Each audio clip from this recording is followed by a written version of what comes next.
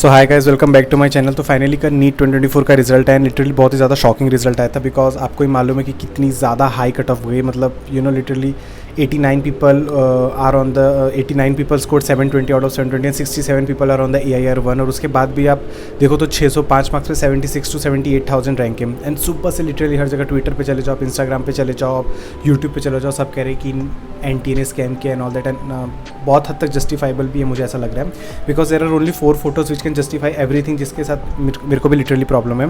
And NTA ने अपने website पे एक PDF रिलीज़ किया था जहाँ पे उन्होंने टॉप AIR 1 to 100 का नाम, उनका सब कुछ, सारी चीज़ें उन्होंने रिवील कर दी कि ये वो बच्चा जिनका AIR1 आया है। जिसमें सबसे कॉमन चीज़ जो सबने नोटिस की, जो मैंने भी नोटिस की, वॉज सीरियल नंबर 62 से 69 तक के आप बच्चों का देखो। ये सब, एक तो सबसे पहले इन सब की लोकेशन सेम है, सबके सब सेम सेंटर के थे, सबका रोल नंबर भी एक ही सीक्वेंस में था, किसी के भी नाम का सरनेम नहीं था। और ये सब वो बच्चे जो AIR1 लेके आए, जो बहुत ऐसे क्लियरली सिग्निफाई करते हैं कि शायद कोई एक सेंटर में पर्टिकुलरली बहुत थोड़ा हद तक ज़्यादा स्कैम हुआ था and all that. The second photo is बहुत ज़्यादा बच्चों के 719 एंड 718 मार्क्स आ रहे थे, जो कि लिटरली पॉसिबल नहीं है। अगर आप रॉन्ग करो तो 715 आएंगे, अगर आप छोड़ दो कोई क्वेश्चन तो 716 आएंगे 720 के बाद, पर 718 719 मार्क्स आ ही नहीं सकते। तो NTA ने, बहुत लोगों ने इस पर भी उठाया कि कैसे, ये तो मतलब लिटरली तो चीटिंग या स्कैम में कोई जोक ही लग रहा है। तो NTA ने इसके लिए अपने एक PDF रिलीज़ किया। उन्होंने ये लिखा, जिन बच्चों को टाइम नहीं मिला था, जिनको लेट पेपर मिला था या लॉस ऑफ एग्जामिनेशन टाइम को, उन्होंने ग्रेस मार्क्स दिया। उन्होंने ये तक नहीं बताया कि इनके ओरिजिनल स्कोर क्या था। एटलीस्ट अगर आप चलो बता दी ग्रेस मार्क्स दे रहे हो तो इनका ओरिजिनल स्कोर क्या था, इनको कितने मार्क्स ग्रेस मिले, और क्या सिर्फ इन्हीं को मिले हैं कि जिन जिन सेंटर पे लेट हुआ था उन सब बच्चों को मिले तो वो भी उन्होंने सिग्निफाई नहीं किया। क्योंकि ग्रेस मार्क्स भी देना मतलब एक क्वेश्चन का +4 होता है, उतना आप ग्रेस मार्क्स दो। 718 19 मतलब आपने क्या 11 मार्क्स दिए कि 15 मार्क्स दिए कि 3 मार्क्स दिए, क्या ग्रेस दी उन्होंने, वो भी कोई सिग्निफाई अच्छे से नहीं किया। एंड ये वो 2 बच्चे जो स्क्रीनशॉट्स बहुत ज़्यादा वायरल हो रहे हैं। 719 वाली कोई एक लड़की है जिसकी AIR 68 है, एंड ये एक 718 वाला एक बच्चा है जिसका AIR 69 है। तो आई एग्री, कुछ हद तक कुछ तो गलत हुआ है, तो एरर हुआ है या तो स्कैम हुआ है। वो गवर्नमेंट ऑफकोर्स, इतने सारे वीडियोज़, इतने ज़्यादा ट्वीट्स जाएंगे तो गवर्नमेंट कुछ ना कुछ एक्शन लेने वाली है। बट मुझे ठीक है, ये एक साइड है जो मुझे लग रहा है स्कैम हुआ है। एंड मुझे लग रहा है कितना, मतलब मैक्स कितना स्कैम हो सकता है, 100 बच्चों के साथ, 500 बच्चों के साथ, 1000 बच्चों के साथ। अगर इतनी ज़्यादा कट ऑफ बढ़ी, जब हर मार्क्स पे इतनी ज़्यादा भीड़ है, तो ऐसा तो नहीं ना 1 लाख बच्चों के साथ स्कैम हुआ है। तो जो बच्चे 200-300 मार्क्स लाए वो भी हर जगह कमेंट कर रहे हैं कि रीनीट कराओ, I have scored 213 marks and रीनीट कराओ। मतलब आप अपनी कमियों को NTA के ऐड में लिटरली छुपा रहे हो। आई नो कि गवर्नमेंट ने बहुत बड़ी गलती की है and either they have to compensated for it, और वो लोग जो भी एक्शन उठाएंगे वो उनका कॉल है। बट आई वुड से कि इतने ज़्यादा बड़े लेवल पे स्कैम नहीं हुआ था, पेपर ईजी था, जिसका से एक्चुअली कट ऑफ भी बढ़ा हुआ है, वो भी आपको मानना पड़ेगा। सो लेट्स सी अब आगे गवर्नमेंट क्या करती है। लेकिन for all the NEET 2025 aspirant पूरा आगे का वीडियो सिर्फ आपके ऊपर डेडिकेट किया गया कि लिटरली इस एग्जामिनेशन के कल के रिजल्ट से आपको क्या क्या चीज़ें सीखनी चाहिए और क्या आपको अपने दिमाग में जहन में बैठा के रखनी चाहिए कि अब आपको अपनी प्रिपरेशन ऐसे ही करनी है। पर जो हो गया सो हो गया। मैं ये वीडियो बनाया नीट 2025 एस्पिरेंट्स वालों के लिए, जिनको लिटरली सीखना चाहिए कि इस साल जो इतना खराब रैंक और कंपटीशन है उससे हमें क्या सीखना चाहिए और क्या नहीं सीखना। बट फालतू चीजों पर डिस्कशन ना करते हुए मैं ऐसे 5 पॉइंट्स बताने वाले जो नीट 2025 वाले बच्चे देख रहे हैं, जो देखना चाहिए उनको वीडियो। अगर अभी तक आपने फॉरवर्ड नहीं किया, please do forward this video to all the NEET 2025 aspirant. ये 5 पॉइंट आपको लिटरली हद से ज्यादा फोकस करने अगर आप एक नीट 2025 एस्पिरेंट, वरना अगले साल आप किसी कंपटीशन में नहीं दिखोगे। और अगर आप ड्रॉपर हो तो आपको खासकर ये 5 पॉइंट्स पे ध्यान देना चाहिए, बिकॉज लिटरली आप अपने लाइफ के ऐसे और कई साल बर्बाद नहीं कर सकते इस एग्जाम में, जहां लिटरली कंपटीशन इतना ज्यादा बढ़ गया है कि 80-90 बच्चे लिटरली फुल में से फुल मार्क्स ला रहे हैं। पहले इजी पेपर 2018 तक एटलीस्ट नीट का ओवरऑल पूरा तीनों सब्जेक्ट ही टफ आते थे या मीडियोकर आते थे, जिसकी वजह से ओवरऑल नीट का पेपर एक टफ होता था और लिटरली इतना ज्यादा हाई कट ऑफ कभी नहीं जाता था। 2019 से 2021 तक पेपर इजी आने लगा, लेकिन लिटरली कोई एक सब्जेक्ट तो NTA टफ करता ही था, जिसकी वजह से कट ऑफ कंट्रोल मिले, लोग उतना ज्यादा स्कोर ना कर पाए। लेकिन 2022 से लेकर 2024 तक ये 3 साल में लगातार नीट का पेपर इतना इजी आया है कि आप बता नहीं सकते कि लिटरली एस्पिरेंट्स इतना ज्यादा स्कोर करे जा रहे हैं, इतना वो करे जा रहे हैं, बिकॉज ना ही फिजिक्स, ना ही केमिस्ट्री, ना ही बायोलॉजी, कोई भी पेपर बिल्कुल टफ आ ही नहीं रहा है। तो मैं नीट 2025 वालों को यही बोलना चाहता हूँ कि मोस्टली हाई चांस है कि आपका पेपर इजी आने वाला है, और easy in the sense like आप जो भी क्वेश्चन बैंक सॉल्व करो, जो भी टेस्ट सीरीज सॉल्व करो, उससे तो आसान ही आने वाला है। तो प्लीज अब कमेंट सेक्शन में रोने मत आना कि भैया क्या नीट 25 इजी आएगा, क्या नहीं डिफिकल्ट आएगा। अगर इजी आएगा तो ये हाल आपका होने वाला है, डिफिकल्ट आएगा तो भी आपके हाथ में बात नहीं रहने वाली। तो इससे अच्छा ये रोना कि भैया नीट 2025 का लेवल कैसा रहेगा, इजी या टफ रहेगा, उससे था पढ़ाई करना ज्यादा चालू कर दो, आपके लिए ज्यादा फायदे में बात रहेगी। दूसरा, limiting the boundary only to NCERT. पहले क्या होता था कि लोगों को फियर रहता था कि यार आउट ऑफ एनसीईआरटी भी आता था, चलो थोड़ा एक्स्ट्रा पढ़ते हैं, यहाँ पढ़ते हैं, तो उतना ज्यादा लोग 100% एनसीईआरटी पे फोकस नहीं करते थे। और ये बात सच भी थी, कुछ क्वेश्चन बाहर से आते थे जिसके से कोई ना कोई एस्पिरेंट का कोई ना कोई क्वेश्चन तो रॉन्ग होता ही था, और 720 में से 720 तो कोई नहीं ला पाता था। उसके बाद भी लोग पिछले 1-2 साल से 720 में से 720 लाने लगे, दैट वाज कंप्लीटली फाइन, क्योंकि 1-2 लोग ही ला रहे थे।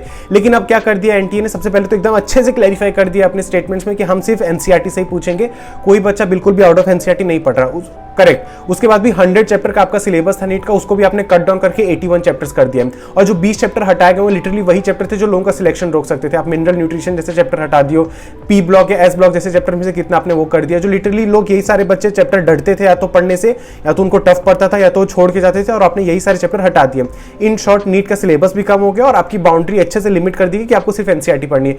तो जिस बच्चे को बोल दिया जाए कि आपको सिर्फ एनसीईआरटी बार बार पढ़नी है और आपको एमबीबीएस जैसा कोर्स करने को मिलेगा, तो कौन सा इंसान मेहनत नहीं करेगा, कौन सा बच्चा मेहनत नहीं करेगा। लिटरली जिस बच्चे के पास कम दिमाग होगा उसके अंदर भी डेडिकेशन इतनी ज्यादा आ जाएगी कि सुन के कि वो अपने कम दिमाग को भी शार्प कर लेगा, बार बार वही सेम एनसीईआरटी पढ़ के वही सेम क्वेश्चन प्रैक्टिस करके। तो अगले साल का भी पेपर पूरा एनसीईआरटी से आने वाला है। सिलेबस का भी कंफर्मेशन तो नहीं आया कि यही सिलेबस फॉलो होगा कि वापस 100 चैप्टर कर देंगे। अगेन उसके भी चांसेस यही है कि यही 81 चैप्टर्स वाला ही फॉलो होने वाला है। तो अगेन कट ऑफ कम होने के चांसेस इस रीजन से तो कोई भी नहीं हो सकता। अगर यही चीज कंटिन्यू होगा तो अगले साल कट ऑफ और बढ़ने ही वाला है। Third, PYQ. लिटरली मैंने कहा था कि इस साल का नीट का पेपर 50% प्रीवियस ईयर क्वेश्चन जैसा ही मुझे लग रहा है। एनटीए, गवर्नमेंट या एनएमसी जिसने भी पेपर बनाया कोई एक्सपेरिमेंट कर ही नहीं है। लिटरली स्टूडेंट को अच्छे से रट गया है कि इस चैप्टर से, इस टॉपिक से इस टाइप का क्वेश्चन बार बार आ सकता है। आप हर साल बस वैल्यू चेंज करके सेम क्वेश्चन ही डाल देते हो लिटरली, इसलिए ना कोई एक्स्ट्रा हार्डवर्क कर रहा है ना एक्स्ट्रा एक्सपेरिमेंट कर रहा है। या तो ऐसा नहीं कि कोई अनएक्सपेक्टेड टॉपिक से आप कोई क्वेश्चन डाल दो कि लोग शॉक्ड हो जाए, या कोई नॉन टॉपिक से आप थोड़ा क्वेश्चन का पैटर्न बदल दो या कुछ ट्रेंड चेंज कर दो जिसके से लोग हुआ है। अब वही सेम पीवाईक्यू का ट्रेंड एनटीए या गवर्नमेंट जो भी हमारी लेके जा रही है, इसके से लोगों को अच्छे से मालूम पड़ गया कि ये पूरे चैप्टर जो इतना टफ है इससे बस यही एक टॉपिक प्रिपेयर करते हैं, बिकॉज यही से बार बार क्वेश्चन आता है और यही सेम टाइप का क्वेश्चन बार बार आता है। तो लिटरली बस लोग वही सेम क्वेश्चन प्रिपेयर करे जा रहे हैं और वही सेम। और इस साल का पेपर तो हाईएस्ट था जो 50 to 45% आपका प्रीवियस ईयर क्वेश्चन ही था, चाहे बायोलॉजी ले लो, चाहे केमिस्ट्री ले लो, चाहे फिजिक्स ले लो। तो अगर अभी तक भी आपने कोई अच्छी पीवाईक्यू बुक नहीं ली और अपनी पीवाईक्यू पे पकड़ नहीं बनाई तो अभी भी कह रहा हूं बना लो, बिकॉज लिटरली आपका अगले साल का भी पेपर पूरा पीवाईक्यू वाला 50 to 45% आने वाला है। Fourth reason is increase facility and the resources in this NEET. NEET का मार्केट अब इतना ज्यादा बड़ा हो गया है कि इतने अच्छे कोचिंग जो पहले सिर्फ कोटा में प्रेजेंट होते थे और लोग अपने बच्चों को कोटा भेजते थे प्रिपरेशन करने के लिए,